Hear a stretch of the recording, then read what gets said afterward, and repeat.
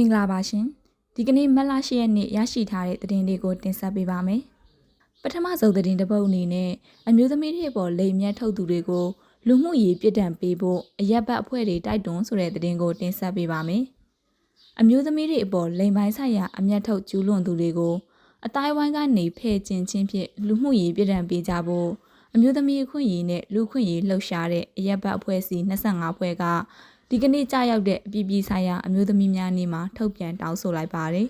။တော်လန်ရေးကာလအတွင်းတရားစွဲဆိုအရေးယူဖို့စိန်ခေါ်မှုတွေရှိနေပေမဲ့ဖယ်ကျင်ခြင်းဖြင့်လူမှုရေးပြည်ထန်ပေးကြဖို့တောင်းဆိုထားတာပါ။ကြာမချေပြုခွဲခြားဆက်ဆံမှုတွေနဲ့လိမ်ပိုင်းဆိုင်ရာကြမ်းဖက်မှုတွေဟာနှွေဦးကာလအတွင်းမှာပင်စစ်တပ်ရဲ့ကျူးလွန်မှုတွေပြည်သူချင်းကျူးလွန်မှုတွေအပြင်တော်လန်ရေးအင်အားစုတွေရဲ့ကျူးလွန်မှုတိုင်ကြားချက်တွေကိုစစ်စမ်းမပြတ်လက်ခံရရှိနေကြောင်းလည်းဆိုထားပါတယ်။ကျူးလွန်မှုတွေကိုဘယ်နေရာဘယ်ဒေသဘယ်ဌာနမြည်သည့်အချိန်မှာကျူးလွန်သည်ဖြစ်စေကျူးလွန်မှုပေါ်တာဝန်ယူမှုတာဝန်ခံမှုရှိရမှာဖြစ်ပြီးပြည်ထံကနေကင်းလွန်ခွင့်မရှိစေရေးအတွက်စစ်စမ်းမပြတ်စောင့်ကြည့်တိုက်တွန်းသွားမှာဖြစ်တယ်လို့လည်းထုတ်ပြန်ချက်မှာဖော်ပြထားပါတယ်။ဒုတိယသတင်းတစ်ပုဒ်အနေနဲ့ကွတ်ခိုင်မြို့က KIO ဆက်ဆံရေးရုံးကို TNLA ဝင်ရောက်စီးနင်းပြီး KIA တပ်ဖွဲ့ဝင်တချို့ကိုဖမ်းဆီးဆိုတဲ့သတင်းကိုတင်ဆက်ပေးပါမယ်။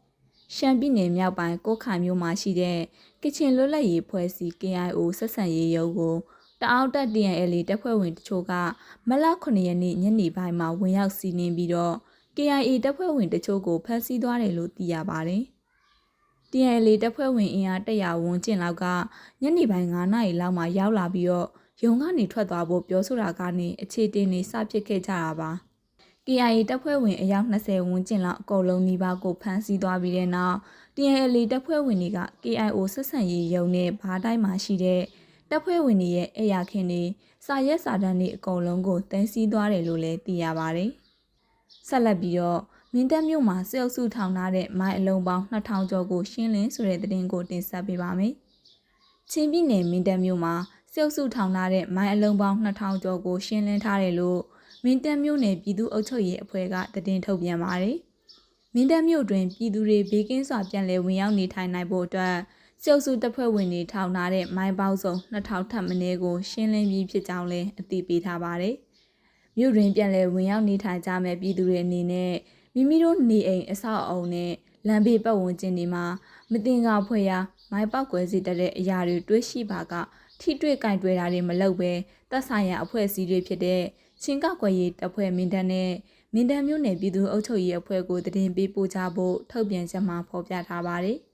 ။နောက်ဆုံးသတင်းတစ်ပုဒ်အနေနဲ့စစ်အုပ်စုပေါ်ပိတ်ဆို့တန်ခတ်မှုကနေဒါထပ်တိုးလို့ဆိုတဲ့သတင်းကိုတင်ဆက်ပေးပါမယ်။လူခွင့်ရေးချိုးဖောက်မှုတွေကျူးလွန်နေတဲ့အာဏာသိမ်းစစ်တပ်အကြီးတန်းအရာရှိ73ဦးနဲ့အဖွဲ့အစည်း3ခုကိုပိတ်ဆို့တန်ခတ်မှုအသစ်ထပ်မံချမှတ်လိုက်တယ်လို့မနေ့ကကနေဒါနိုင်ငံသားရေးဝန်ကြီးဌာနကထုတ်ပြန်ပါတယ်။